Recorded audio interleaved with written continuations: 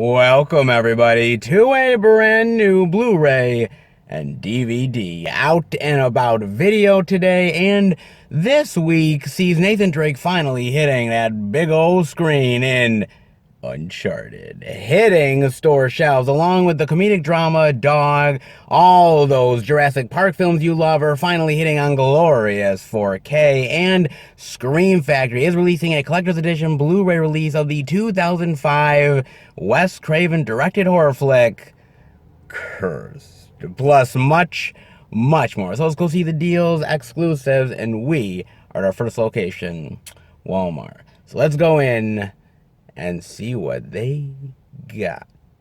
All right, everybody, we are in at Walmart, and yes, look at this. This is definitely what I like seeing, baby. Indeed, I do. It is all stock. There's new release love. My God, why can't this be every single fucking week, man? Seriously. I'd be a very happy boy, but hey, I'll take what I can get from week to week. And this one definitely is right up my alley. Let's dive in, shall we, with a little bit of Uncharted. The DVD digital for $17.96, the Blu-ray DVD digital for $22.96, and oh, that glorious 4K, the $27.96 4K, and then they actually have an only at Walmart exclusive for just a couple dollars more.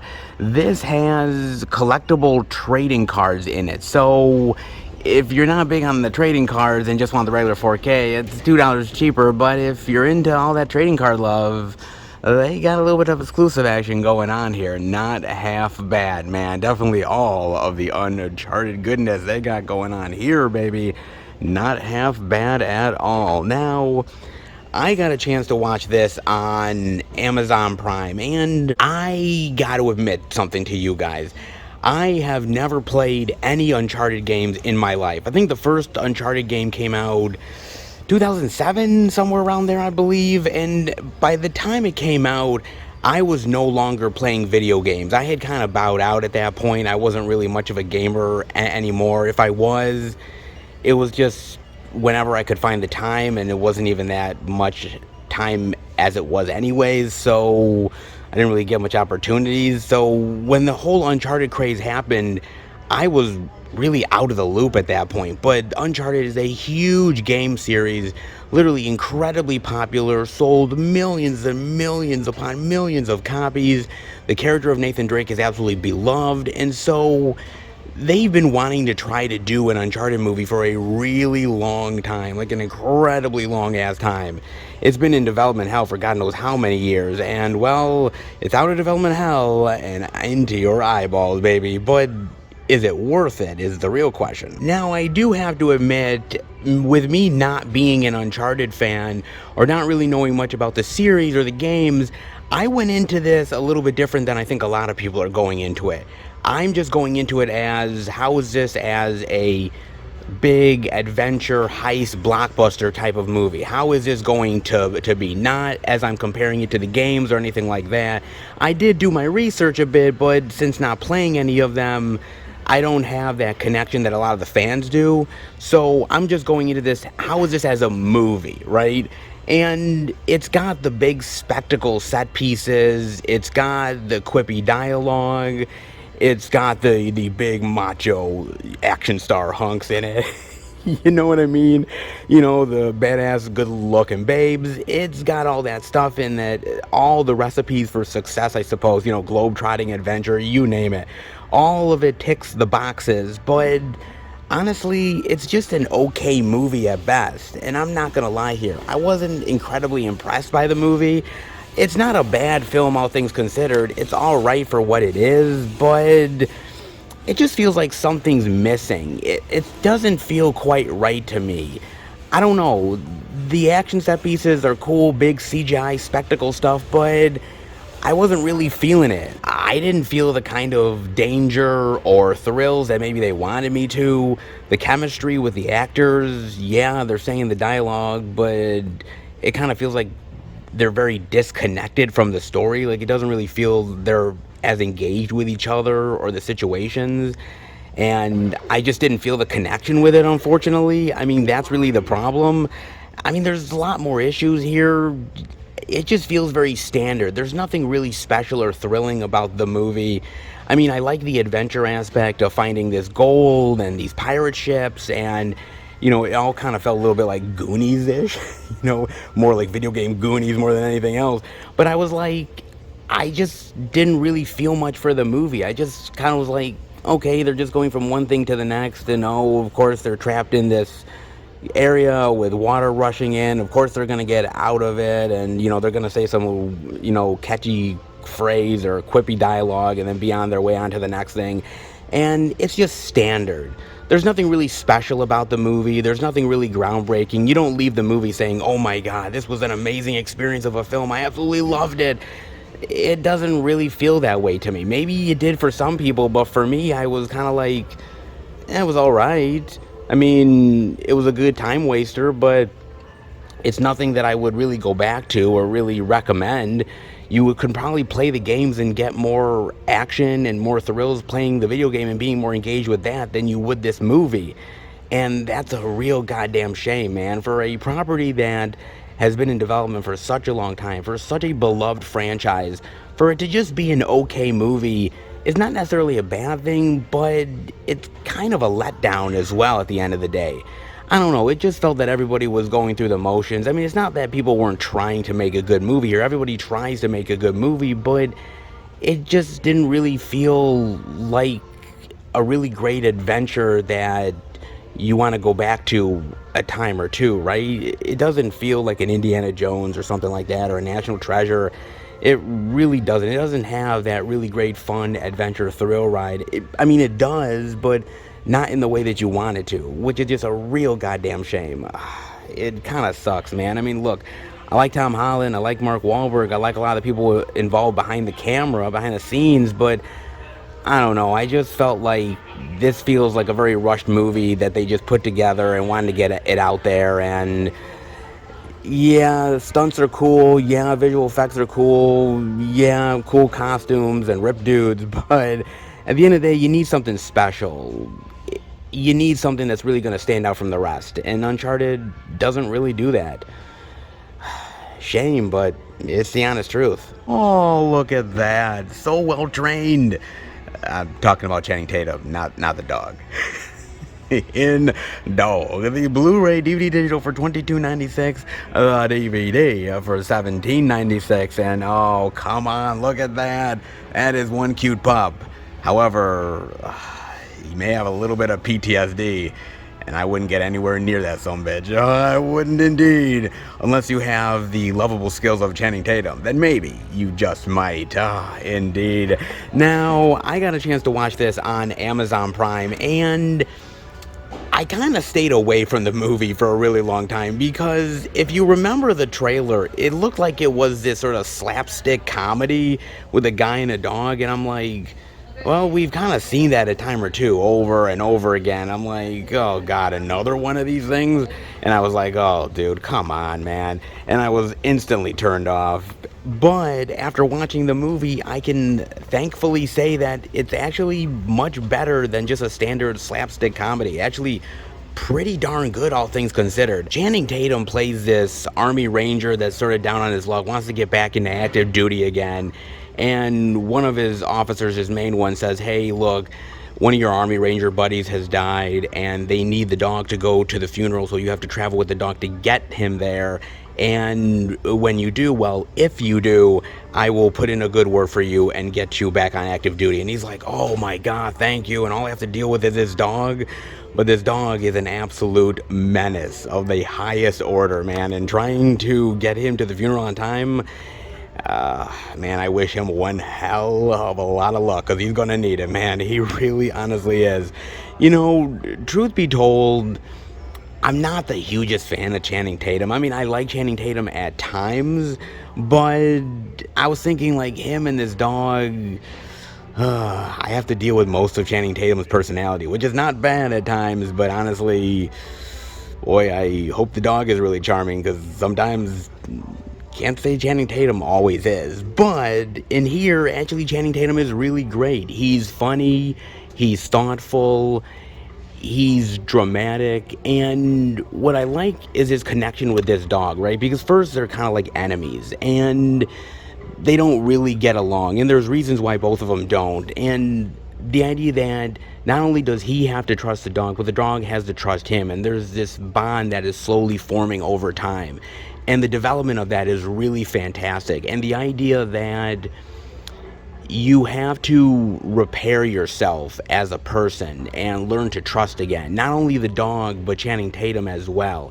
And the great bond and the love that forms from there. I mean, the bond between man and animal is absolutely amazing. And it is one of the most wonderful things on this earth. It really truly is. And to see it in here, especially with this guy who is a broken individual and he's had a lot of torment and tragedy in his life, and the idea that the dog is the same. Just because the dog can't say it doesn't mean that the dog doesn't have the type of emotion that has affected him. That the dog has seen things, has seen the spoils of war, has seen people die, and death and destruction and blood and carnage.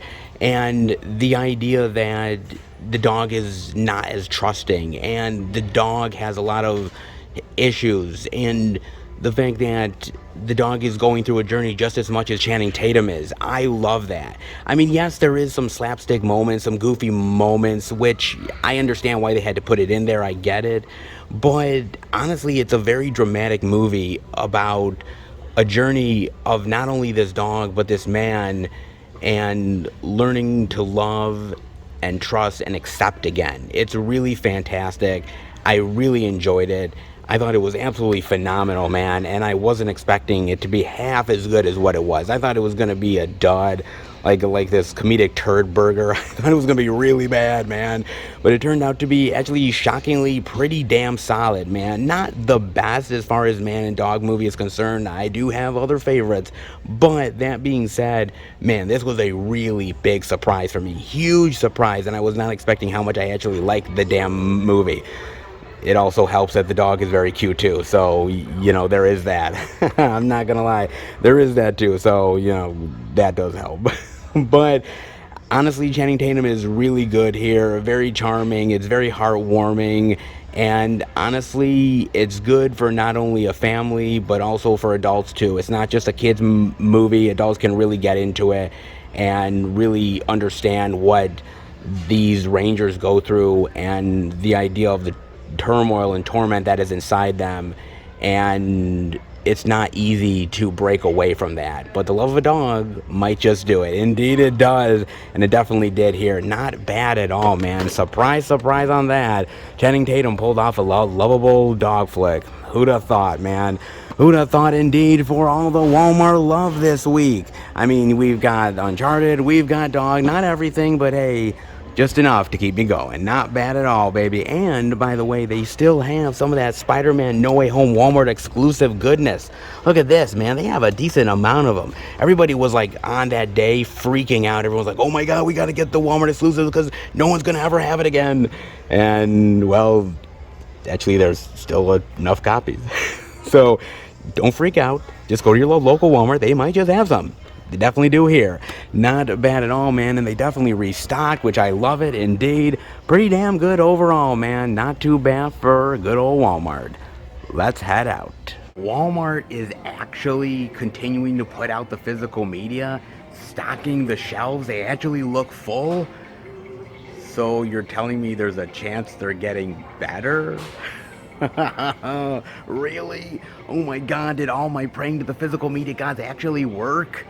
Well, I'm not gonna go that far just yet, because it was a decent physical media week here. I mean, we've got big blockbuster love, we've got some indie goodness, we've got heartwarming, you know, pet love. We've got some good stuff this week, so I get it. They had to fill up the good stuff, right? They had to do it, but that isn't always the case with this Walmart. But they have been pretty good as of late, for the most part. A little bit of hiccups here and there, but hey, this is a step in the right direction, is it not? However, it isn't all perfect, because actually over here, guys, this is quite interesting. So they have Be a father on Father's Day. Be a hero this Father's Day, man. Yes. All the great physical media love for Father's Day, man. And then, look, it's all Mother's Day. It's all the Mother's Day slip covers, all the Mother's Day goodness. Oh, of course it is, guys. They haven't quite put out the Father's Day stuff yet.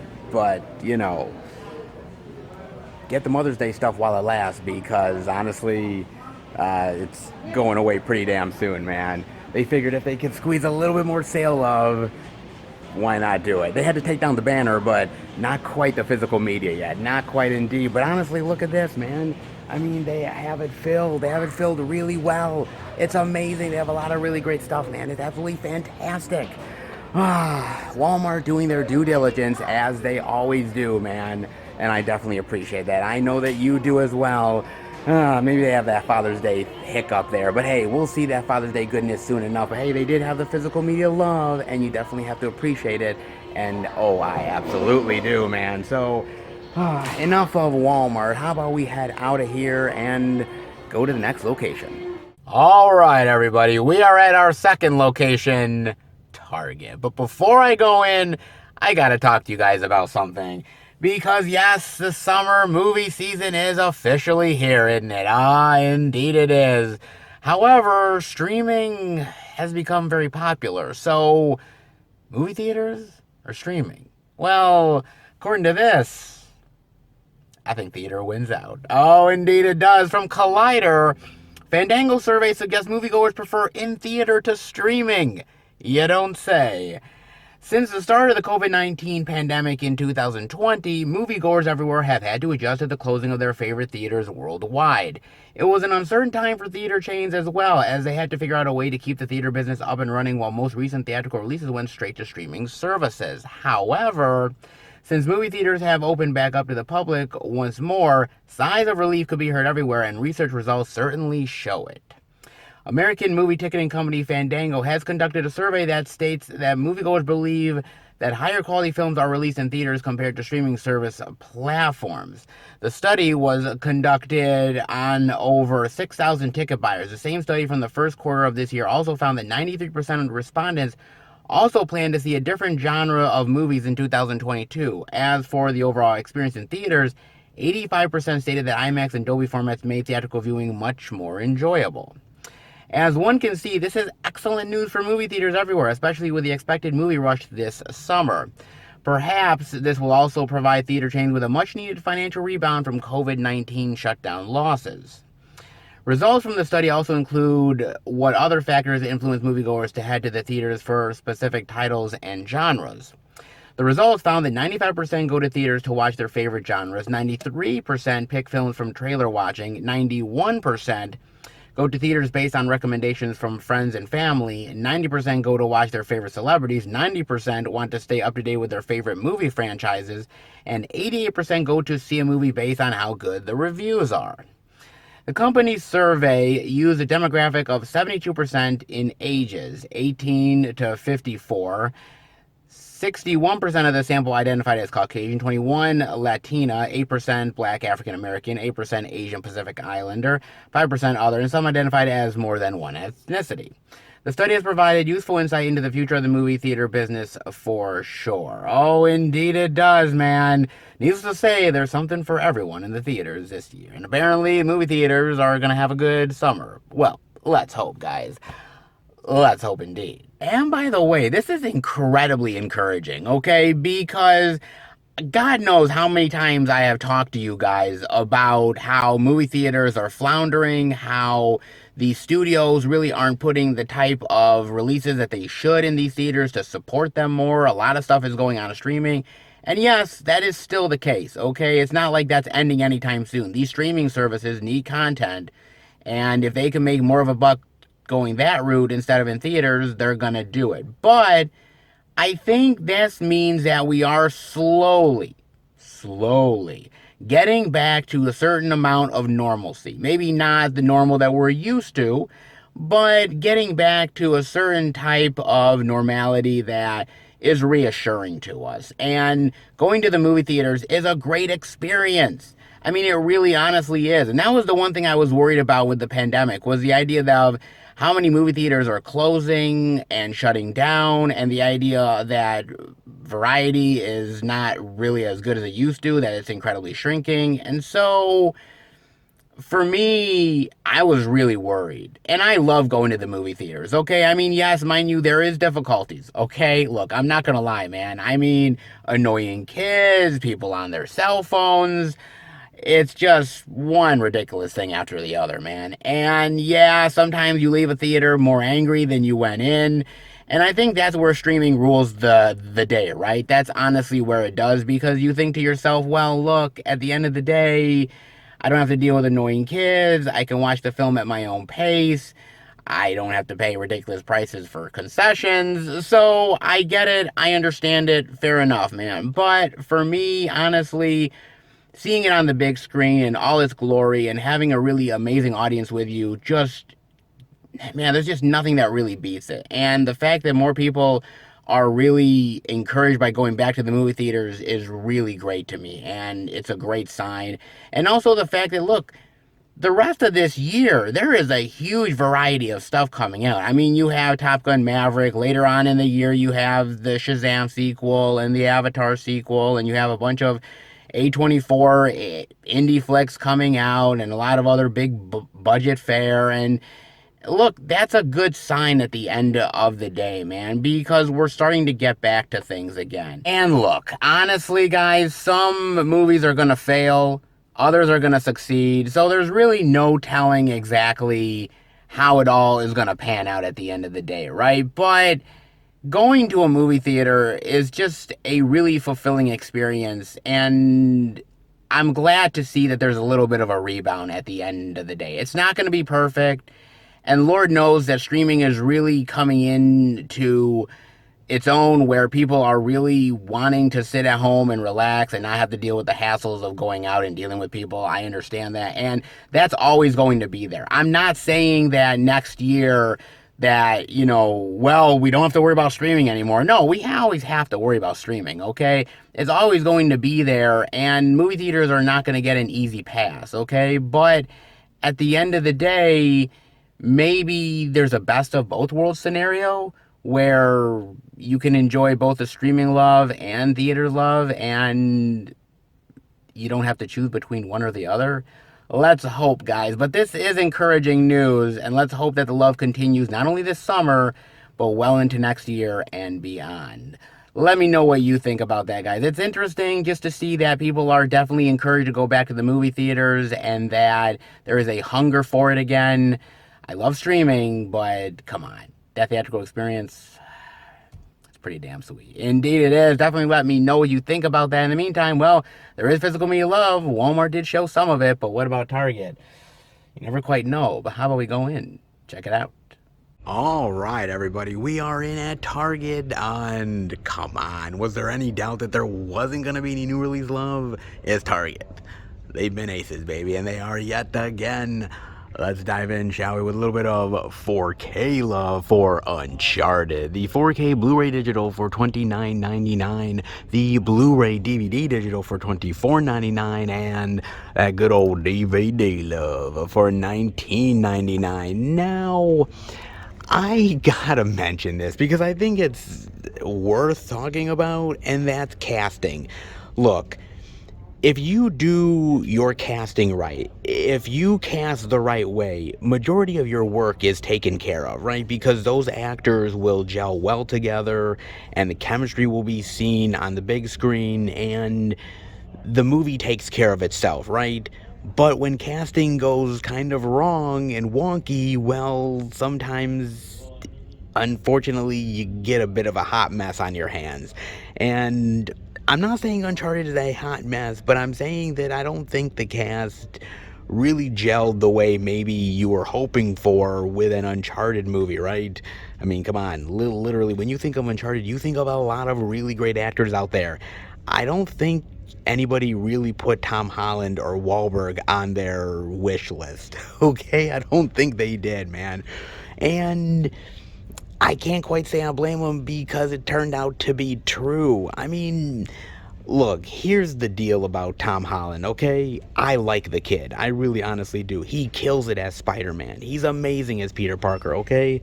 But as Nathan Drake, yeah, I wasn't feeling it, man. I mean, like I said, I did my research on YouTube and online and looked at the pictures and ended up seeing some of the video gameplay, and I just don't see it. I mean, he's trying, he's looking buff, he's got the outfit. I mean, dude, if he were to go to a convention, man, he'd kill it in the cosplay department. I mean, he really would, dude. But as far as inhabiting the character of Nathan Drake, yeah, I just didn't really feel him in the role. I thought that he was kind of like a ninth grader that was literally like needing to go to his mom, like, can I have a permission slip to go overseas with Sully? Please. That's what it kind of felt like, man. And it just wasn't effective. I wasn't really feeling it, man. And when you can't feel your hero being this big buff globe trotting adventurer, then part of the movie is already fucked. But not only that, you also have Wahlberg. And look, I love me some good Wahlberg shit, okay? I love me some Wahlberg like a motherfucker. I really do, man. Wahlberg is king.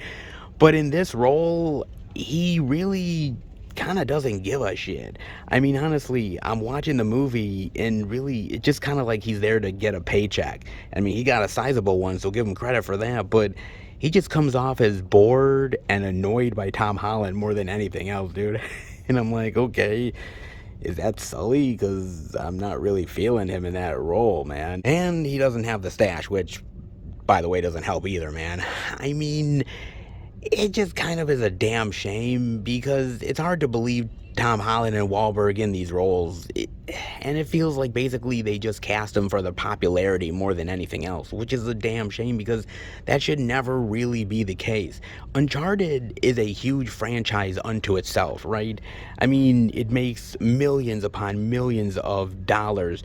You're not going to see this movie for the big name star quality here. You're going to see it for the actual name of the movie itself and the content that's within it. And unfortunately, some of these studios don't really see that the way you or I do. I mean, I actually did on YouTube watch that Uncharted like short film, and man, was that amazing, dude. I mean, that was absolutely phenomenal. Nathan Fillion and Stephen Lang as Nathan Drake and Sully. Dude, that was fantastic. Those two guys, man, they really embodied the characters, and I just wish that the studio would have seen that and would have been like, dude, these guys are perfect. Or maybe they're too old now, but somebody similar like that. I mean, unfortunately, Wahlberg is too young to play Sully. Tom Holland is too young to play Nathan Drake, and it just feels like the casting is just way off, man. And it's kind of interesting because the electronics manager here at Target was talking to me about Uncharted, and he's like, you know who should have played Sully? Clint Eastwood. And I'm kind of looking at him like kind of cockeyed, and I'm like, you're serious? I was like, dude, like the guy's 90. I watched his last movie. He could barely stand up, let alone walk. And you want him to go on a globetrotting adventure with Tom Holland? Man, before half the movie's over, he's going to choke him like a motherfucker, man. God, dude, he's really going to get angry like, get off my plane. Oh my goodness, God, man. It'd make for a hell of an entertaining flick, but not quite an Uncharted film, man. I mean, even Antonio Banderas, who tries to be that sort of smarmy, predictable villain, just comes off as kind of lifeless, and it just feels like they were trying to be more stylish with the casting than actually wanting to embody the characters, which really sucks, man. It really honestly does. I mean, when casting goes wrong, it really honestly does. Sometimes they get the casting right, like Laura Croft. I mean, Angelina Jolie, she absolutely looks the part. She looks like vintage Laura Croft. Those Tomb Raider movies might not be the best exactly, but the casting was spot on. But when you get these actors in to play these roles, and I'm not saying that they didn't try somewhat, but they did, it kind of feels like you have to live up to an expectation, right? You have to live up to Uncharted. You have to live up to those characters. And when you don't, it's a major disappointment. It's not easy to pull off, and not everybody succeeds. And I give Tom Holland credit for at least trying, but try as hard as he might, it just didn't come off the right way, man. And I don't blame him. I blame the director. I blame the producers. I blame the casting directors. I blame the people who should have known better.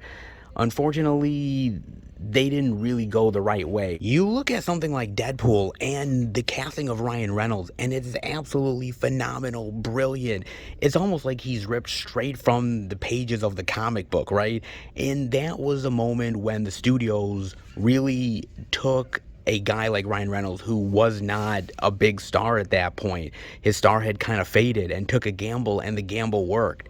I just wish they would have done it with Uncharted, man. I mean, what are some actors that you think would have done a hell of a lot better than Tom Holland and Mark Wahlberg? I mean, like I said, Nathan Fillion is great in that short film. Unfortunately, he is kind of old now. Stephen Lang could probably still do it as Sully, but I mean, I just think a lot of other people could have done it better than Holland and Wahlberg. I appreciate the effort, but I just don't think it panned out, and I think that's where a lot of the problems with Uncharted is. The chemistry just is not there, and that's what definitely shows in this film. It's got a lot of recipe for success. It just doesn't have the heart and the camaraderie, and a lot of that does fall on Holland and Wahlberg. I mean, hell, I'll hang out with Wahlberg any day. Hell, I mean, I'll go to Wahlburgers and get a burger with the dude. But do I want him as Sully? No, not exactly. Sit.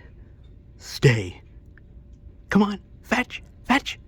Oh, I'm sorry. I'm not talking about the dog. I'm talking about Channing Tatum. My bad.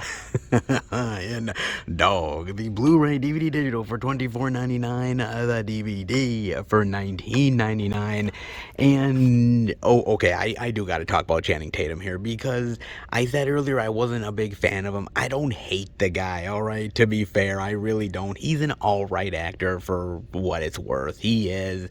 I kind of feel like he's just used more as like being like a beefcake more than anything else.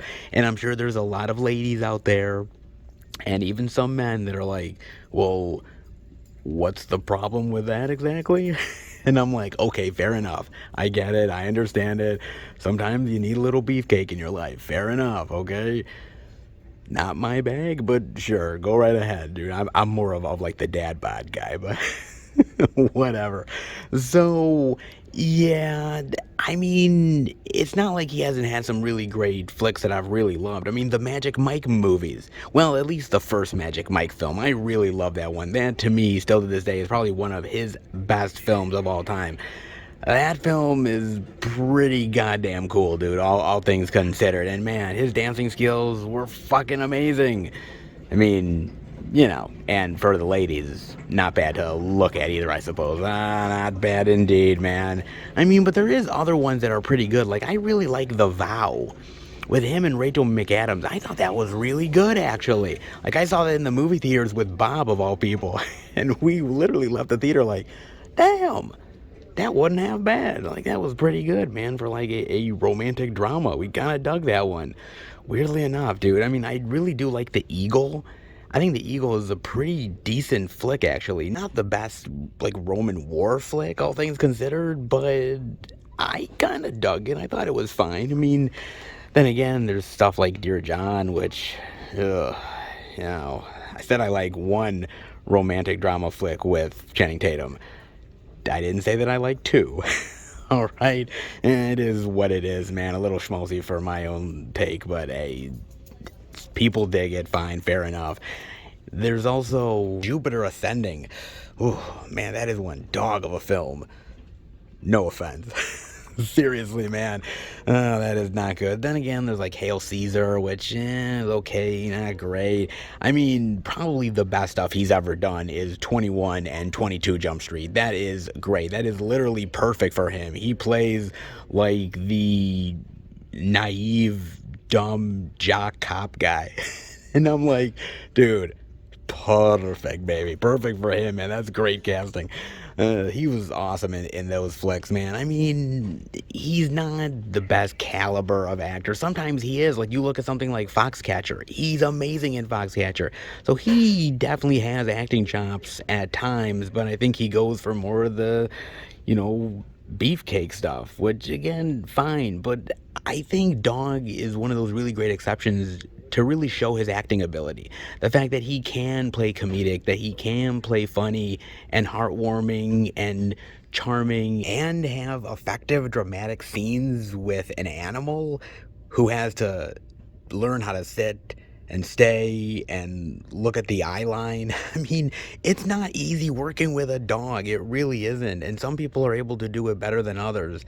And I was willing to think to myself, like, dude, Channing Tatum is going to drown. I mean, sometimes he doesn't have it easy, sometimes working with other actors. Working with a dog? That's what I thought. But, dude, I was proven wrong. He really did do a great job and had fantastic chemistry with this animal. And I believed it and I felt it. And it was really perfect. I mean, he pulled it off. Props to Channing Tatum for that. I can't say that the man is perfect.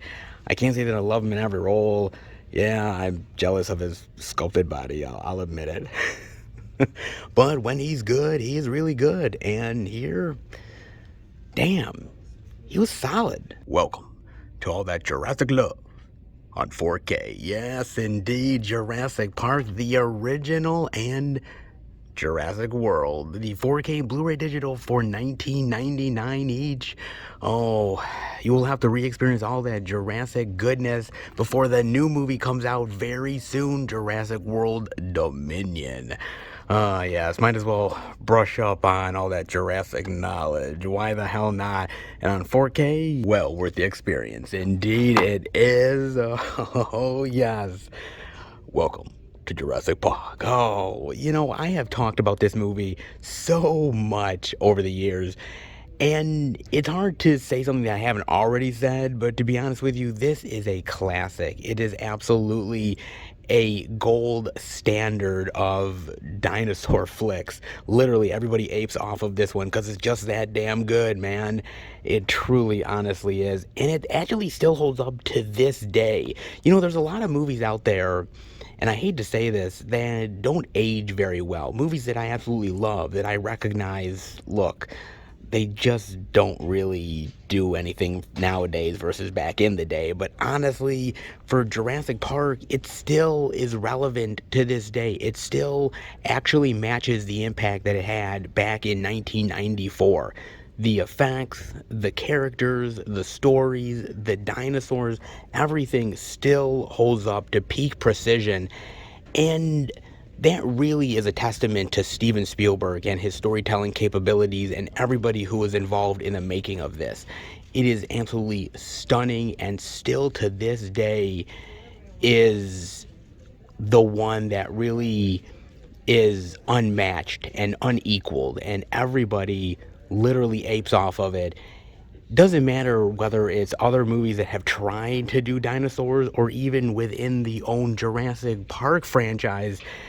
Everybody basically bows down to Jurassic Park, and damn right they do. And also, not gonna lie, Jeff Goldblum, baby. You can't deny the Jeff Goldblum love, man.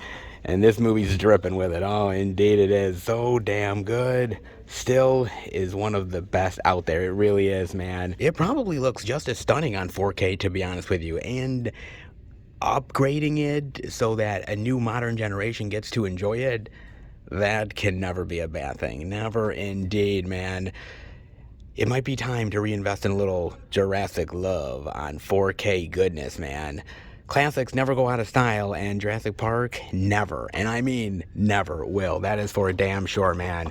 But Jurassic World, on the other hand, I'm going to be honest with you guys. I'm not the biggest fan of Jurassic World. I'm not saying it's a bad movie necessarily, but I just kind of feel like it's just aping off of the same shit Jurassic Park did, just with different dinosaurs and blander characters. Like, I'm serious, man. I mean, I appreciate the effort of trying to reinvent the franchise, so to speak, but I don't know if it was really as successful as I was hoping it was. I know a lot of people love this movie, and I am definitely in the minority. I understand that. I recognize it. Trust me, man. But I also got to be honest and say that, honestly, Chris Pratt is not as good as Sam Neill and not as good as Jeff Goldblum. And the dinosaurs, even though they're more bigger and monstrous and bloodthirsty, they're not as good as the old school dinosaurs. I mean, they just upped the ante from everything that Jurassic Park did, and I just don't think they did it half as good. The effort is interesting, but I wasn't really much of a fan of it. And it just feels like Jurassic World and Jurassic World Fallen Kingdom feel like they're just aping off of the better stuff from earlier in the franchise, like Jurassic Park or Lost World. Certain concepts and ideas that were done better with better filmmakers and better ideas, and trying to amp it up a time or two. Not a bad thing to do with a franchise, but it's kind of played out in my opinion. But that being said, look, man, I am a fan of Chris Pratt. I am a fan of the Jurassic franchise. Good, bad, ugly. My boy Blue. I mean, come on, man. There's a lot to like about the Jurassic franchise, and there's a lot to basically also snub on too, because it isn't perfect. It's a franchise that feels like it's gone on for way too long, and the one thing that's getting me kind of going to want to check out the next movie is basically the fact that everybody is here, right? Laura Dern, Sam Neill, Jeff Goldblum, the original crew. That it's supposed to be the end of the series. And for that, that kind of piques my interest a little bit. Are they going to take better elements from earlier movies and put them into the newer flick? Of course they are. Am I ready for it? Yeah. Am I gonna like it? That's a whole nother thing. But more dinosaur goodness. How can you really resist? You've lost that love and feeling. Oh, that Top Gun feeling. Do-do-do. Blu-ray digital for $14.99. Oh, boo, boo, boo, boo, boo, boo. Oh, another edition of Top Gun. My God, man. We have been releasing a lot of Top Gun over the years, man, and why not another one? Because guess what? We have to remind you that, oh, just like with Jurassic, there is another Top Gun movie coming our way very, very soon. So why not brush up on a little Top Gun knowledge? Why not do it, man? God. I've talked about this movie many times before, and I just love this movie. It is fun. It's really entertaining. The characters are iconic. The lines are memorable as hell. The dogfights, the aerial battles, the action is so insane and incredible in this movie. It's really phenomenal. It is easily one of Tom Cruise's best films of all time, man. I mean, Anthony Edwards is awesome here too. Kelly McGillis is stunning. Val Kilmer, Iceman, baby. Oh my God, I love it so much. Oh, dude, this is classic and iconic, and it never goes out of style. It's still good to this day. That says how damn good the movie is when it's able to last for that long. It really is a phenomenal movie from top to bottom. There is no denying that. Even the music, dude. I mean, Kenny Loggins. Oh man, that 80s music is so infectious. God, I love that shit. So good, dude. And the collector's edition even comes with a mini poster and decal inside. So you too can get your Maverick love. Oh, indeed you can, dude. This is so amazingly iconic and original and so infectiously entertaining. And I don't know exactly how the newer film is going to stack up. I don't know yet. I'm cautiously optimistic. I love the trailers. I love that they feel like it's really a great homage to the original, but yet trying to do something new and interesting and continue the Maverick storyline. I'm just very curious of how it's going to be, man. I've heard early things where people are loving it, but you never know, dude. I am such a fan of Top Gun that a sequel this many years later, it could be phenomenal, and it could be one of those really great pleasant surprises, or it could fall flat in its face. You just never know, man. But I'm gonna go in and, dude, I'm gonna have my aviator glasses on and my bomber jacket, and I'm gonna root for my man Maverick, dude. Because I can't say I love everything Tom Cruise, because the guy's a little out there at times, okay? But dude, when he is on it as an actor, he is on it, and he really gives it his all in every project he does, and Top Gun is one of them. And let's hope Top Gun Maverick proves that a franchise many years later can still produce a really amazing sequel. Let's hope. Fingers crossed, indeed, man. Indeed. Let's hope, man. But Top Gun love, Jurassic Park goodness, Channing Tatum and his dog. Well, a dog and his Channing Tatum, let's put it that way, man. And Uncharted goodness as well. Not half bad. Some pretty decent physical media overall for Tarjay. Pretty solid, dare I say. Let's head out. Well, what do you know? Target pulls through yet again. Did you expect any different?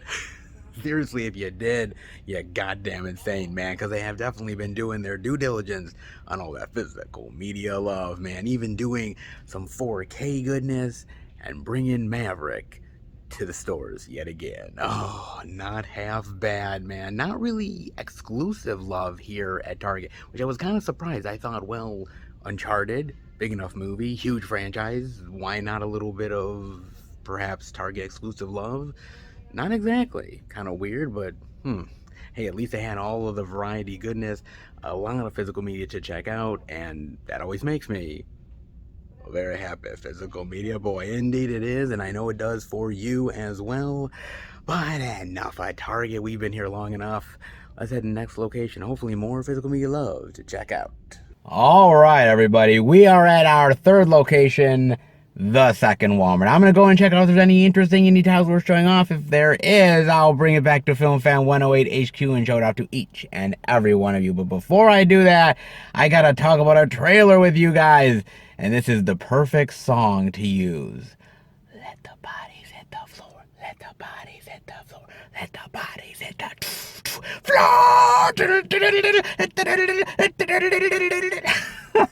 In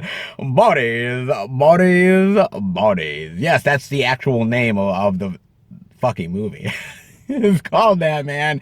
From A24, and they are killing it this year, man. They are putting out so much goddamn stuff, man.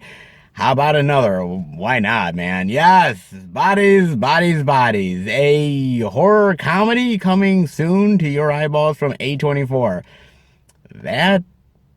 Okay, that kind of has me intrigued, man. A24 and horror comedies, slashers, don't exactly mix a lot, so this will kind of be a ride, I'd say.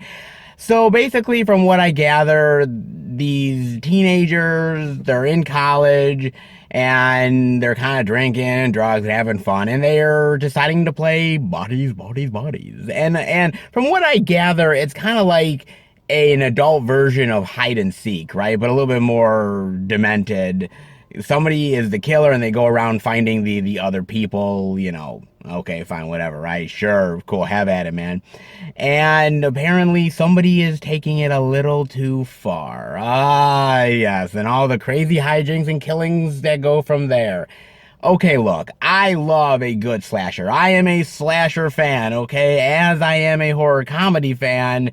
And I'm kind of curious as to how this is going to work out exactly, because I don't know. I mean, I embrace the idea of these sorority sisters in this college setting getting slashed and killed one by one and trying to find out who the killer is. Kind of like very meta vibes as well to it. So it's mixing like movies like Black Christmas with Scream and maybe like Spring Breakers. Like just one melting pot of a lot of mashups just thrown together, man. And it kind of looks interesting, all things considered. It kind of does, man. I mean, I'm curious just because of A24, because A24 does a lot of very stylish horror flicks. Not exactly anything like this. So they're going a little bit off their end as well, doing something a little oddball, little kind of left of center, but I appreciate it. And I appreciate the trailer in being like this, sort of like, you know, taking the piss out of the culture type of things. There's some of these girls are like, oh my God, you're so toxic, or oh, you're silencing me. And you know, look, I am all about, obviously, you know, culture nowadays and being better human beings, but sometimes, yes, let's be honest, we take a little bit too far from moment to moment, and it's nice to sort of make fun of ourselves, and it's kind of nice that they're doing that. The only downfall here, okay, the only downfall is Pete Davidson.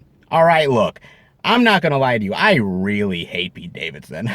I really do, man. He's annoying in this trailer just like he's annoying in real life, and the only saving grace that I have is the fact that maybe he'll have a really gruesome death. That is the only thing I'm hoping for, man, because it kind of reminds me of back in the day with sort of like something like House of Wax. If you remember that, like everyone was hyping like Paris Hilton's gonna die in this movie, and the only saving grace was like, okay, man, let her have a really great death, man, so I can you know, like hit it and watch her die, and then rewind, and then watch her die again, and everything. I really hated Paris Hilton back in the day, and that was like a pleasure of mine, just seeing her die over and over. Mind you, now I don't really hate Paris Hilton as much, but now I'm on like the really like hate Pete Davidson train. So I'm like, if they give me a great Pete Davidson death, man, this movie's already fucking awesome. Oh, Lord. I don't know. Let's hope for really cool deaths. Let's hope for some great meta comedy, and hopefully an enjoyable slasher ride. I can't say it's going to be perfect because honestly, it feels like it's aping off of better movies, but they could take it and make something cool. They possibly could, so I'm on board to at least give it a try, right? Hey, who doesn't like a new generation slasher flick? Some of them have failed quite a bit, but maybe this one will succeed where the others haven't. Oh, let's hope, guys. Let me know what you think about that. It looks at least entertaining, to say the least. And for A24, hey, you gotta give it up for them. They do some weird shit. At least it's always entertaining. Oh, absolutely, man. Definitely let me know what you think about that. And, well, hopefully we have some good physical media indie love. But how about we go in and check it out? All right, everybody. We are in at the second Walmart. And, well, we've seen a lot of the same stuff. Same thing, well, Channing Tatum's dog, and a little bit of Tom Holland trying to pretend to be an adventurer stealing gold. Not quite that effective, but he is trying. So we've seen that at both places, but what about the indie weirdness? I mean, we've seen the big blockbuster love, so there's got to be indie weirdness, right? Honestly, you would be wrong. Dead wrong. I'm serious. There is nothing yet again for the second week in a row. That is so weird, man. Usually the second Walmart doesn't do that to us, man. Usually they at least supply something, and if we have a week off, well, then they come back strong the next week. But this time around, Zippo, zilch, nada, nothing. Damn, they did us dirty yet again, man. Shit. They really have, dude. I mean, they have certain variety, but not anything new. Stuff we've seen over and over and over again. Well, 2 times in a row. Man, that's not an easy task for this Walmart, but they actually ended up accomplishing it. Well, let's hope that we don't get 3 strikes. Hopefully the next week will supply all the love, but until then, well, I guess we'll just have to wait, but no luck here. Let's hope more physical media ahead. All right, everybody, we are at our 4th and final location, and we have had a physical media adventure, but you can't truly say that you've explored until you've had a little bit of beast love in the process. Oh, I think you know what that means, baby. We are at none other than Best Buy the Beast.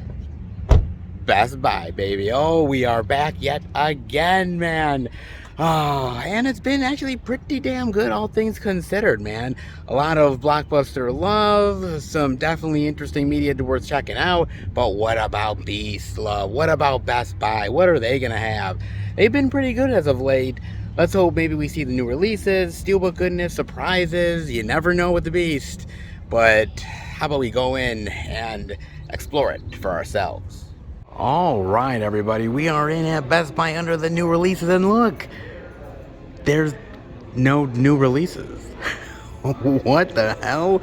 Seriously, they have Scream 5, they have Turning Red, they have Spider-Man No Way Home, Eternals, Venom, I think too. Where's the new shit?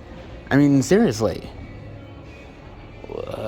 Nothing new over here. And even over here, I mean, we have some of the new stuff that has come out as of recent. Matrix, of course. Dune. Hell, they still have a little bit of that good old smoking Aces Steely love, Without Remorse, Moonfall, Ghostbusters Afterlife, F9, which still seems to hang around like a dead corpse. Seriously, oh my lord. And same thing with Space Jam: A New Legacy as well. But what about the new shit, actually? What about all that newer gold? You know, Uncharted and, you know, that Channing Tatum lovable dog flick? What about some of that stuff? Where's that exactly? Well, it certainly ain't here. Okay, that's kind of weird, guys, that there's literally no new releases up in that section whatsoever. So now, let's hope that there's actually stuff in the back. This is kind of weird. Okay, the backside is just as much of a conundrum as the front side is. What the hell, man? Seriously, I mean, there's nothing new over here whatsoever. I mean, they still have the Matrix Steely love, West Side Story, Singing in the Rain, Jackass Forever, Chucky Season 1, Constantine. Oh, God, can they just send F9 back already? Good God, man. I mean, they got all the other releases, but nothing new. What the hell is going on? Yeah, I'm kind of wondering the same thing. What the hell is happening here, right? I mean, usually Best Buy is somewhat dependable, at least a little bit, when it comes to some new release love, but there is literally nothing here at this Best Buy. However, well, you'd kind of be slightly wrong, because you see that cart right there? That cart? Yeah, that cart right there is actually having all the new releases on there. That cart. That one right there literally has Uncharted on there, has Dog, has a few other things. Why isn't it out at this point? It's literally like the late afternoon. Who the hell knows? All I know is that car has new release love, and we're checking it out. So let's get to it, shall we, with a little bit of Uncharted love. Yes, the 4K Blu-ray Digital 4. Yeah, I have no idea what the goddamn price is, guys. Seriously, they haven't even stocked it on the floor yet. Literally, all it is on that cart. I mean, they have the 4K here. They also, on this cart, end up having the Blu-ray as well. So at least they have the Blu-ray and they have the 4K. They don't have the Steelbook love, unfortunately. So all you're getting is either the 4K or the Blu-ray. So if you're looking for the Steelbook, well, better luck at another store or having to order it online. Good luck to you, folks. But hey, at least they have a little bit of Uncharted love, and I can definitely appreciate that for whatever the hell the price may be. Whatever, man. Good old Best Buy, let me tell you. Oh, man. So, what is next for the Uncharted franchise, right? I mean, obviously, we've had games, and obviously, we've broken out into other types of media. But are we going to get a sequel exactly? I mean, this movie did pretty well at the box office. It's not like it was a slouch. It's not like it didn't make money. It made a decent chunk of change. So I hear rumors that we will probably get a sequel at some point. When is anybody's guess? I mean, I'm sure Tom Holland would easily come back to this thing, right? I mean, it's another franchise. He's making a lot of money. Sure, why the hell not? He gets to take his shirt off occasionally and show off his abs, so why the hell not, dude? Wahlberg, though, there's actually an interview that he did where he said that he's only signed on for one film. That was this one. So he never signed on for sequel opportunities. So if they want him back, not only are they going to have to pay him mucho dinero, but they're going to have to make it worth his time, man. And good luck to that one, man. You know, look, they could probably get Wahlberg back if they back up a huge dump truck of money to his doorstep. Dude, he'll say yes. Come on, man. And it's Sony. They got enough cash. I think they can dispense a little bit to Wahlberg. Why the hell not? Or contribute more cash to Wahlburgers. Either way, I'm sure he'll be happy. I'm sure he will, man. But is it worth it? Do we want to see another Uncharted film?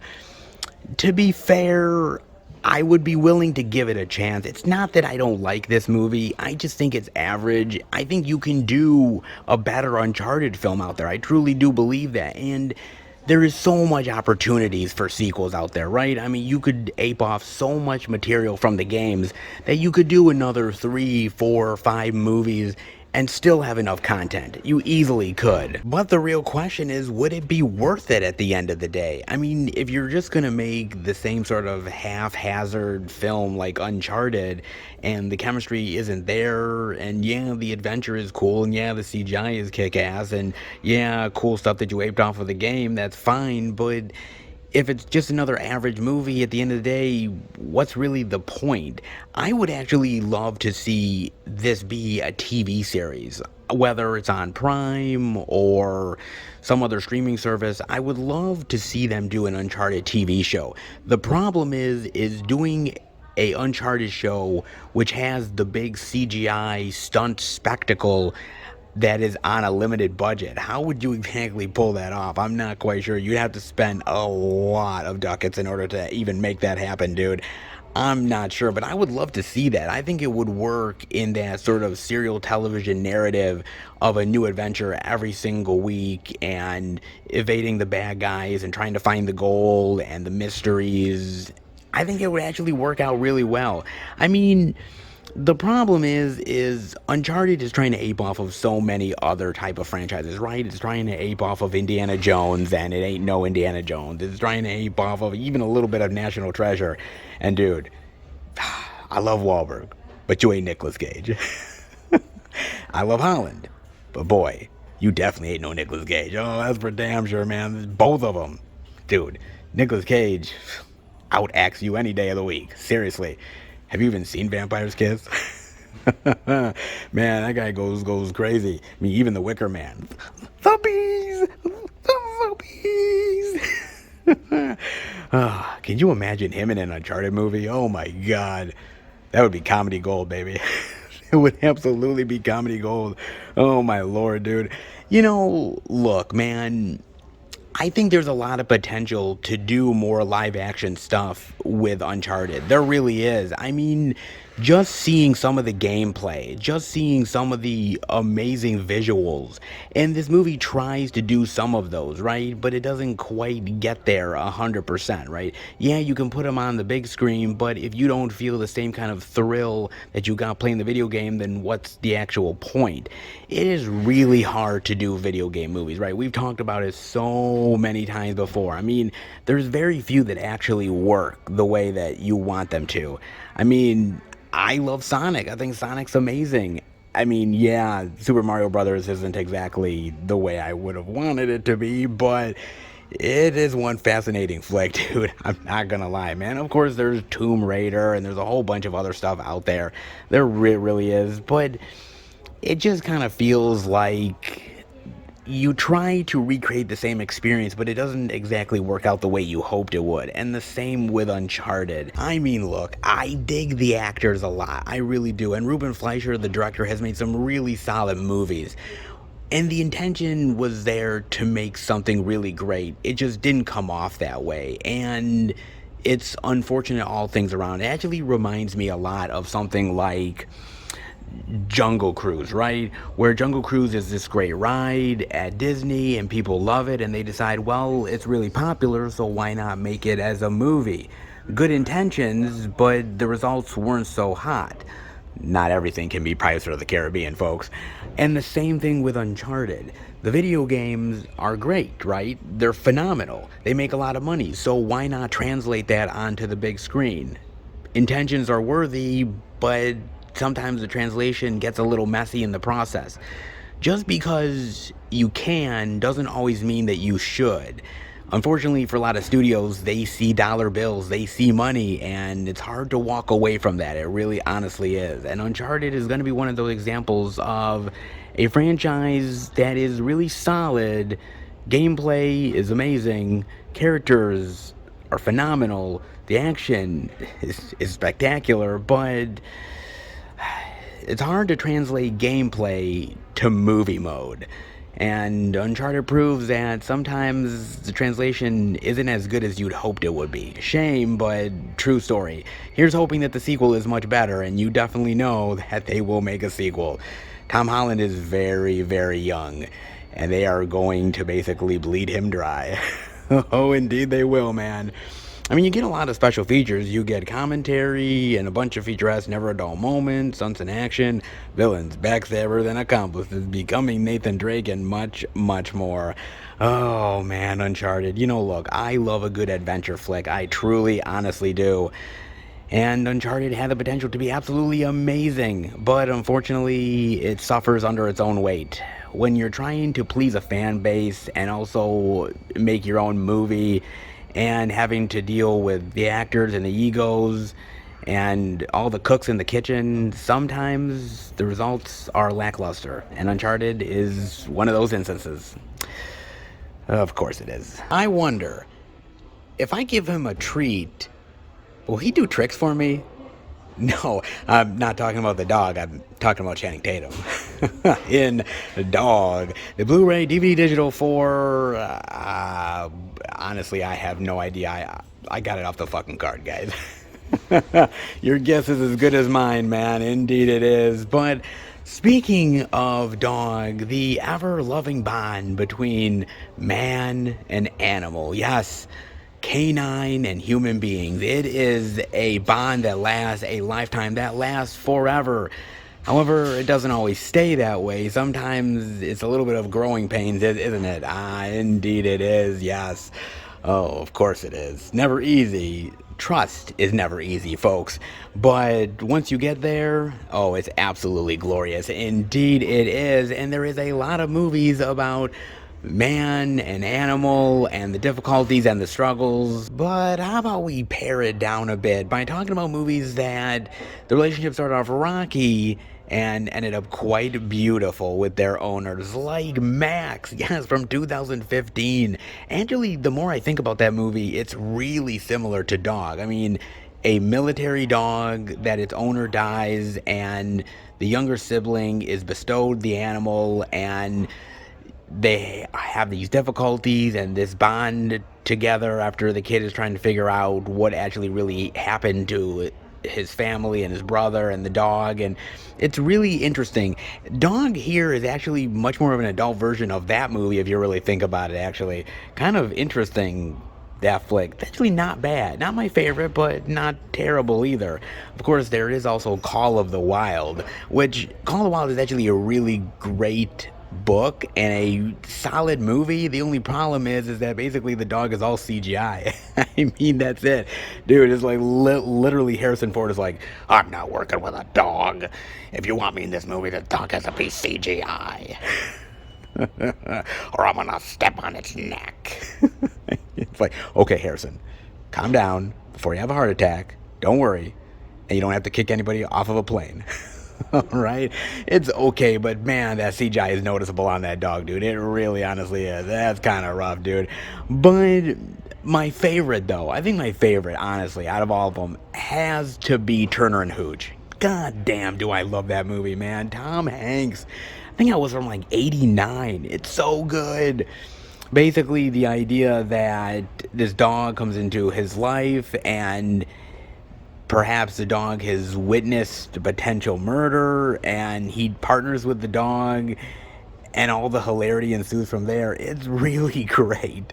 I think it's one of Tom Hanks' best films. I'm serious, man. I watched that back in the VHS era. I love that flick, dude. The comedy is great between him and the dog, and how they literally have this like love, hate, and then more hate, and then even more hate, and eventually love. But it takes a long time to get there. It really honestly does. I just dig that movie. This movie's so fun and entertaining, man. Really heartwarming.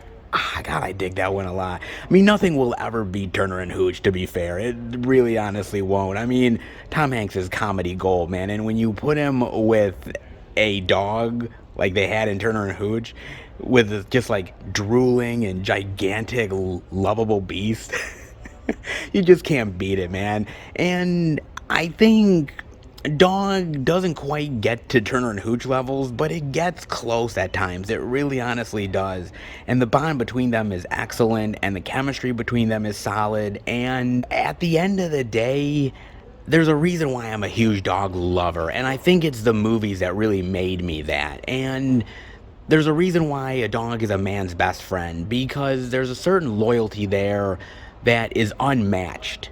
It truly is. And yes, you go through the difficult times with your animals, yes, through the pains and the heartaches and the frustrations, but it's all worth it because that love is unmatched and unequaled in so many ways. It really honestly is. And this movie really shows the power of that, and the power of trying to recover mentally and physically from things that most people would just give up to. And the fact that this dog and this man find each other at the right moment in time is just joyous, and it really is a phenomenal movie. The storytelling is fantastic, the comedy is on point, and it really is just a great heartwarming affair that I think everybody will honestly love. Yes, watch Turner and Hooch first, obviously, but after Turner and Hooch, this would make a really good double bill. Not gonna lie, man. It really honestly would. Not bad at all, man. Not bad indeed. No special features that I can see, but just the movie alone is very well worth it. Not bad at all. Not bad indeed. Ah, God, I love dogs. And this movie is another reason why I just can't stop loving those lovable pooches. No doubt about it, baby. No doubt at all. Well, I'll leave that there for the time being. Lord knows where they're actually going to put the goddamn thing, because, well, I don't even know where they're going to stock the stuff. There's literally no section for any of this shit. It really isn't, man. But hey, at least we saw a little bit of physical media love, and I'll take it, even if we had to pick from the pile. Indeed we did. Oh, brother. I tell ya. Let's head out. Some places put out their physical media. Others play hide and seek. Oh my God, do they? Oh, Lord. Oh, here I thought, well, I'm going to come into Best Buy. They're going to have the physical media out. It's going to be on the shelves. Little did I realize that that was not going to be the case whatsoever. Of course it wasn't. Why would anything be easy after all? Of course not. But hey, at least they did some of their due diligence on physical media level. I actually thought it was going to be more plentiful. Maybe a little bit of steelbook goodness here, maybe a surprise or two. They have been pretty good at that as of late, but this week they decided to take a little bit of a break. Of course. Hell, they couldn't be bothered to put the physical media out on the shelves. Why would we actually get any surprises this week? Of course. Oh, man. Well, hey, at least they had a little bit of physical media love, and that's better than nothing, even though we had to go searching for it just a wee bit. Yeah, indeed we did. Hey, something's better than nothing, put it that way. Some weeks are really great, and others, yeah, not so much. But hey, it is what it is, guys. You know what I'm saying? It definitely is. Hey, that's what the Out and About adventures are all about after all. You never quite know what you're going to get until you head into the stores, and this week, oh, it's definitely proof positive of it. Not bad. Hope you enjoyed what little we got to see here at Best Buy. But how about we head home and finish the video? All right, everybody. That'll do it for the Blu-ray and DVD Out and About video this week. And it was not bad, all things considered. Look, sometimes you never quite know what to expect when you go into the stores. Here I am thinking to myself, okay, well, the first Walmart isn't really going to have much. They had an alright amount. Then I think to myself, well, Best Buy's been great. Of course, we're going to have all the physical media out and ready to go. That didn't happen either. So it's so weird week to week how stores react. And I can never predict it. I have no way to predict it. If I had a crystal ball that could predict how every week is going to go, damn, man, I'd be picking lottery numbers a hell of a lot better than I am now. That's for damn sure. And so, you just don't know what to expect until you walk into the stores and deal with it. You think some places are going to have more physical media than others. Sometimes you think there's going to be more than there is in the marketplace. Honestly, it just is literally a gamble from week to week, and this week definitely proves it. That is for damn sure, man. Hey, at least we got the blockbuster love and the big releases out there, and that ain't half bad, guys. Hopefully you picked up something good. If you did, definitely let me know. As far as I'm concerned, well, yeah, I got stuff. Yeah, of course I did, man. Well, some packages in the mail, more like it.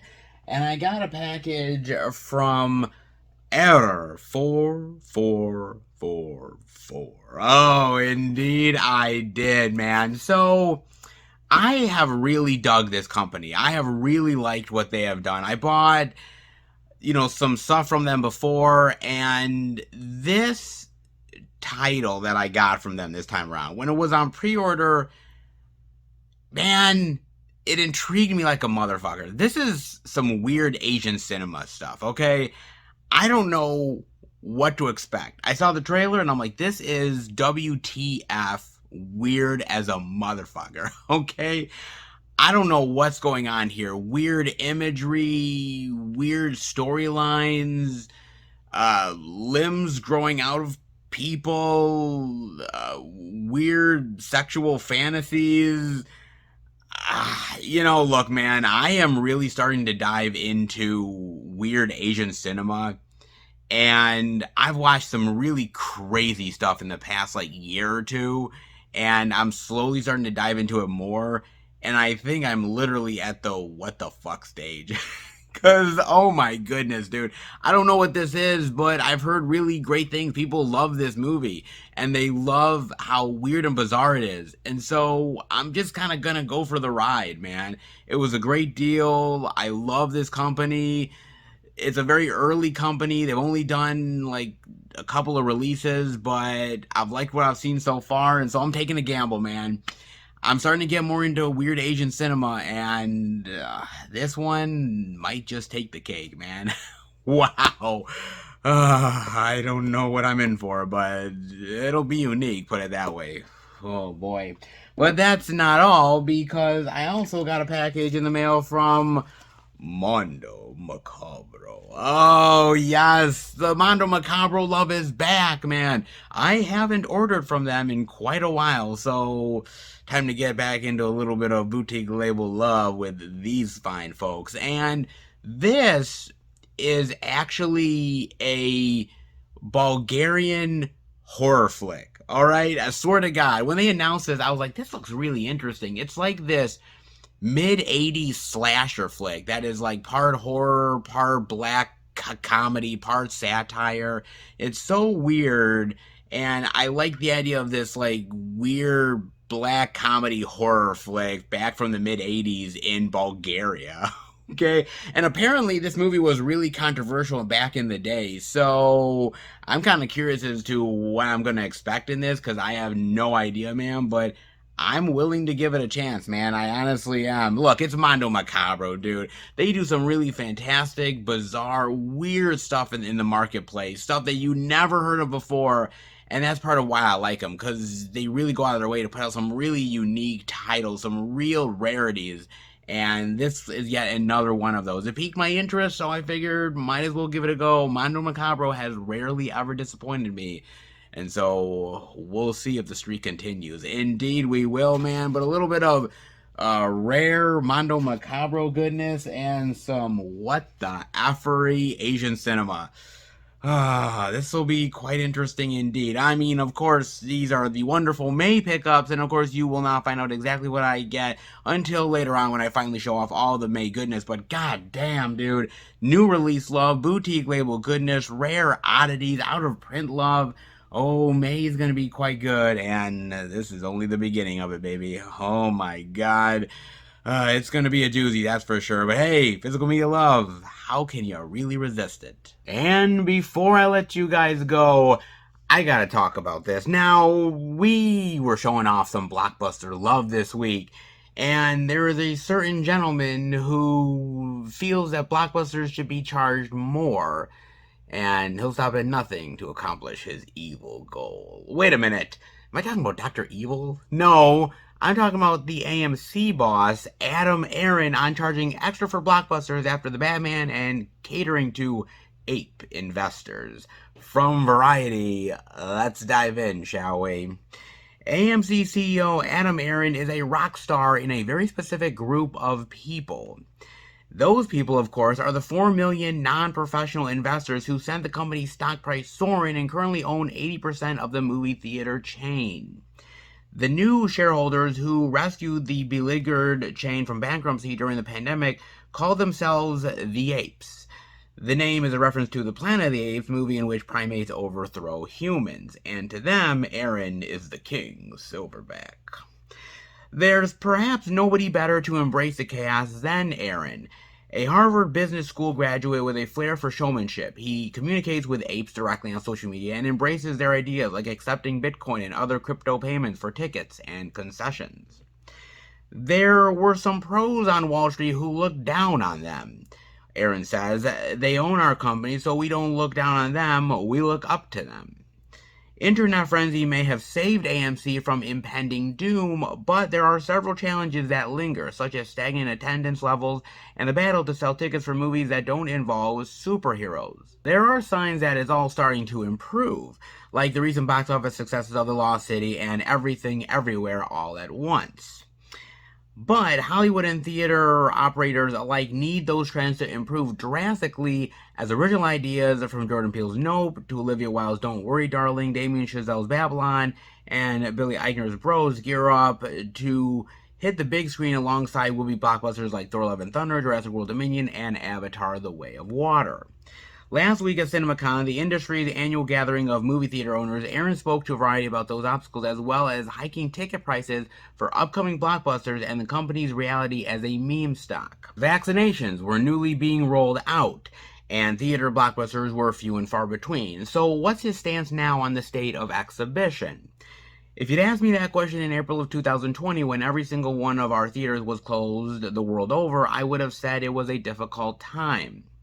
If you would have asked me that question in December of 2021, knowing that the box office was down 90% in quarter one, down 70% in quarter two, down 50% in quarter three, and then 25% in quarter four, I would have said we're in a glide path to recovery. But we have a long way to go. When you look at the movies coming from May to December, it's one giant movie after another. And whether it's Doctor Strange or Top Gun Maverick or Jurassic World Dominion, all the way to Avatar at Christmas, there are an enormous number of big movies coming over the next 7 months. And that makes us at AMC quite encouraged. If we learned anything from Spider-Man No Way Home, the third biggest movie of all time, released at the absolute height of the Omicron virus, if Hollywood releases movies that people want to see, people are going to come out to theaters in big numbers. And Hollywood is about to release a lot of movies that people will want to see. For the last 2 years, we've been putting asterisks on good for COVID times on box office ticket sales. Given Spider-Man No Way Home and The Batman are blockbusters able to start earning the potential that they might have in pre-pandemic times. We are about to find out, I suppose. In 2022, we got off to such a slow start, not because people didn't want to go to theaters, but because there just weren't a lot of movies released. The box office this year should be around double the 2021 number, $4.4 billion, that's with a B. An $8 or $9 billion box office is still less than where it was pre-pandemic at $10 million or more. Clearly, we are not going to hit $11 billion in 2022. My sense is it's going to be a stronger box office in 2023 than 2022. What year are we back to perfect, normal, pre-pandemic levels? It's somewhere between the second half of 2022 and all the way up to 2024. If studios release less movies in theaters, doesn't that hurt movie theaters? Hypothetically, if studios release less movies, that could translate to less dollars at theaters. One option for us is to encourage studios to issue more movies. And you can be sure we're having those conversations. Another maybe is to look at our new programming. We've experimented in the past year with sports and concerts. There's also the Holy Grail. There are 3 major studios out there, Apple, Amazon, and Netflix, who don't release movies theatrically. Maybe we could convince some of those streamers to take some of their movies and put them in theaters first. Yeah, good luck with that shit.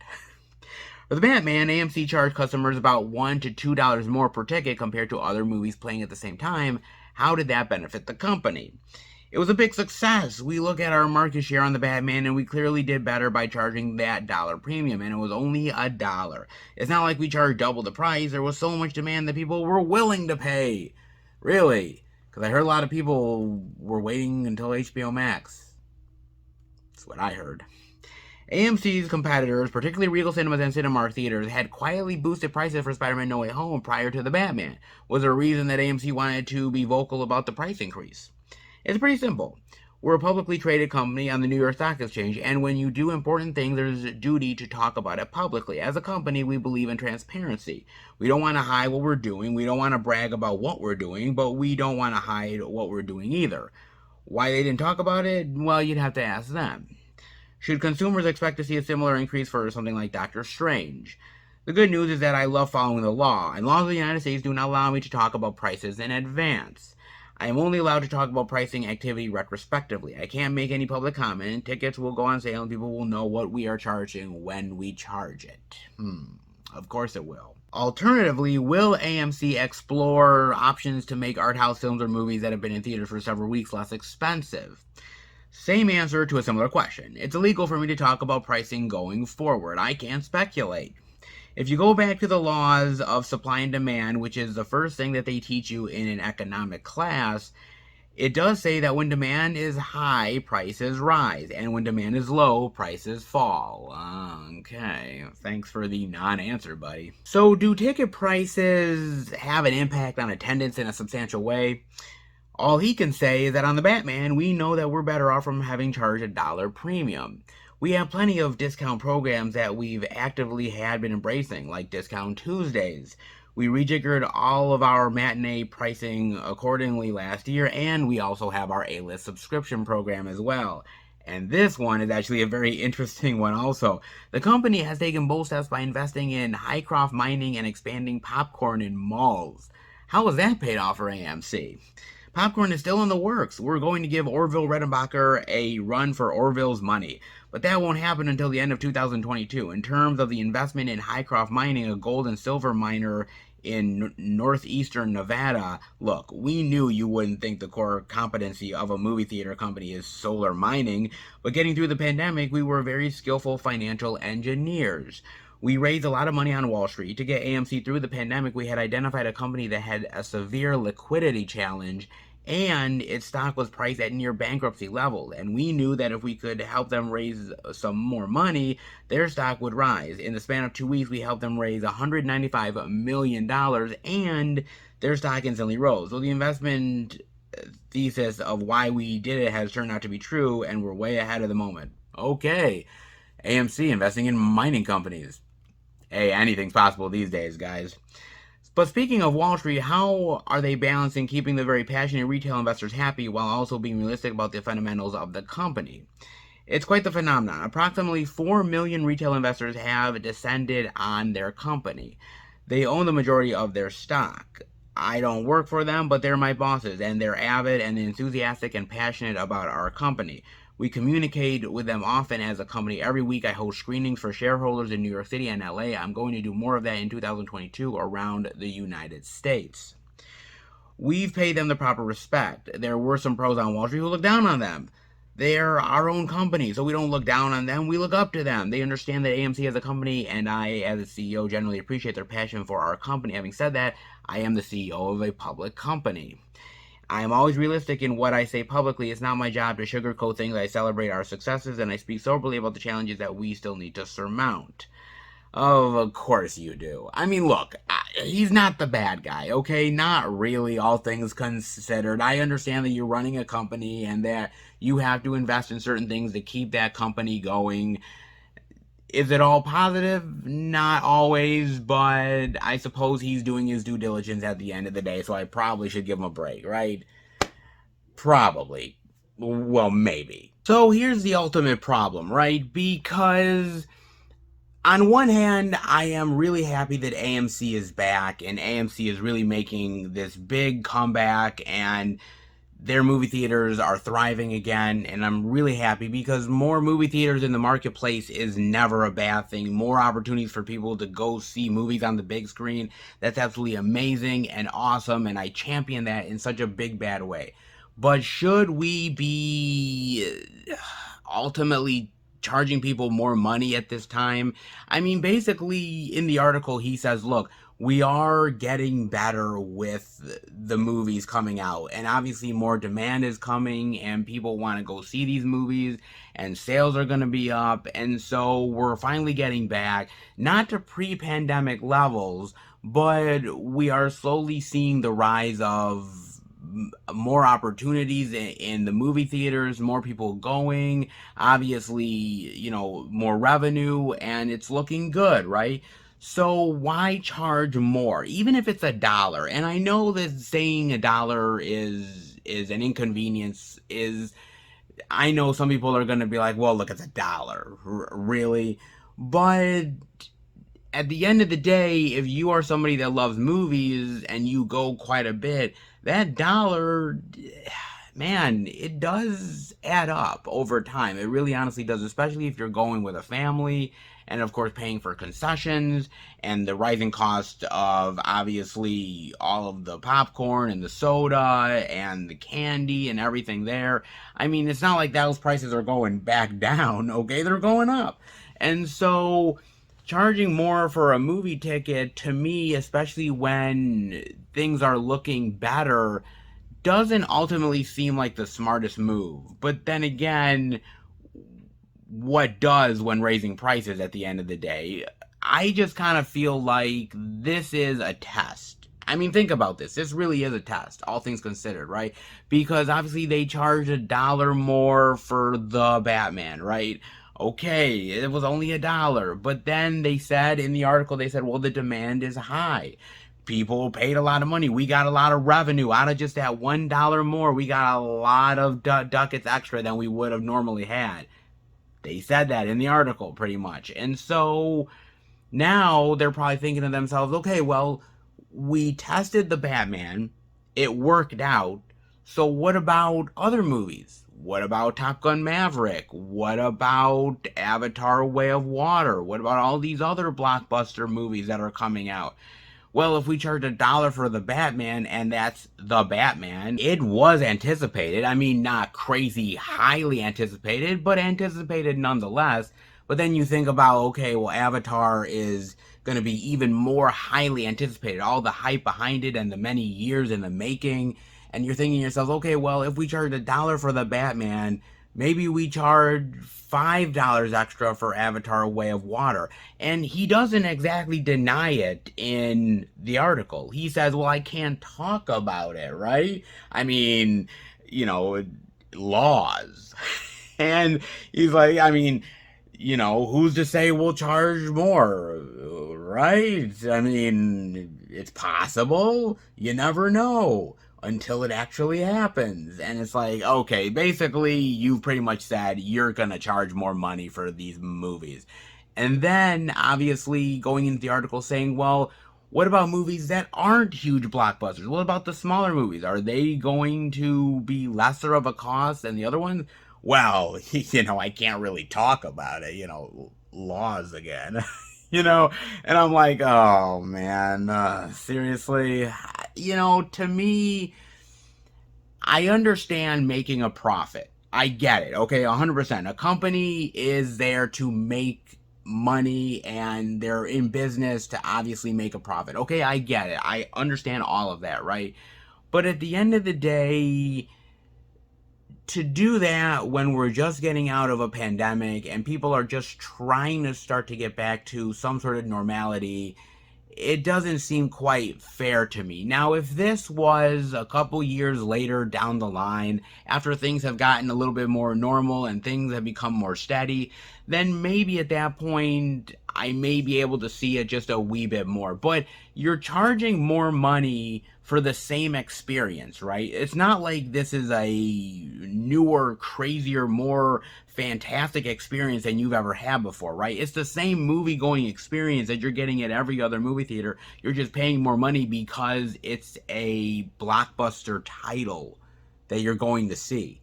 I don't see that as a win, exactly. I don't see that as a benefit for the consumer. I really honestly don't. And now that streaming is such a big thing, as I've talked about many times before, a lot of people waited until the Batman was on HBO Max, and then they could just pay a fee for subscribing to HBO Max, get the Batman, and hey, well, there's other content as well that I could watch, and I have a whole month to do it, and I could watch the Batman multiple times. So, kind of works out that way. So, the problem with upping the dollar amount for these movies is you should be giving a more vast experience to your customer base, which they're not doing. And on the flip side of that, you have to make damn sure that these companies are not putting their product on streaming shortly after the movie is out in theaters, because obviously, look, Warner Brothers heavily promoted that it was going to go on HBO Max. They said, look, well, if you've been waiting, hey, guess what? It's coming on HBO Max early, so why not subscribe? And so that is undercutting you and undercutting, obviously, your profits and undercutting the company. And so I don't know if it's going to blow up in their face exactly. I don't know if it will, all things considered. It probably won't. Obviously, people want to see movies in the theater. I love the big screen experience, but I also like a deal at the end of the day. And a lot of people like AMC. They like AMC, the A-list subscription service, and so that is a benefit as well. But again, to me, upcharging is a conundrum. On one hand, you want to see these movies, right? You want to see them on the big screen, the immersive experience, but in order to do that, now you're paying more money in order to do that. And so it's really tough for consumers nowadays. There's so much content that is out there in the marketplace, from streaming and physical media and movies in theaters, that there's a lot of money for you to pay, and you have to be very smart with your money and how you're going to invest in it. And when ticket prices are more, then you have to start making decisions. You have to start saying to yourself, okay, well, I'll watch this movie in the theaters, and these next 3 or 4 movies I'm going to pass on because I just can't continue to pay that extra money amount when that could go towards some of my bills and food costs and other things like that. And so, again, it is tricky. Entertainment is something that everybody loves, right? We love entertainment in all its forms. However, entertainment is getting very expensive. And you have to find clever ways to, yes, be entertained, but get it at a cost that is comfortable to you. And so I believe in AMC. I believe in movie theaters. I believe in seeing the big screen experience. But at the end of the day, you don't want to screw over the people who love movies too. I know that you have investors, and I know that a lot of these people who saved your company, all these fans out there that did it, they did it because they love AMC. They did it because they love movies and they love the AMC experience. But at the end of the day, you know, yes, they saved your company. Those movie lovers at the end of the day rescued you. But you're also perhaps screwing them over in the end as well. It's not easy, man. Look, I don't want AMC to fail. I don't want any movie theater chain to fail, to be honest with you. And I don't believe in price gouging fans at all. I don't think it's fair. I don't think it's right. I think it's entirely 100% wrong. But this is the world we're living in now, guys. This is the reality that we're in, okay? And it's not just with movie theaters. It's with a lot of things that we hold dear to us, whether it's buying a car or buying food, getting gasoline. It's the way of the world that costs are going up. And you either have to be smart about how you handle it, or you're going to be caught in a trap. And unfortunately, with movie theaters now, and it's not just with AMC, it's with Regal and a lot of these other places, that they see an opportunity now with the market being red hot with things like Spider-Man No Way Home and the Batman and a lot of these other movies making box office bank. They realize now that movie theaters are starting to get back in good with the crowd again, that they need more of the piece of the pie. They're not entirely wrong, because again, movie theaters were shut down for a long time. Movie theaters were screwed over.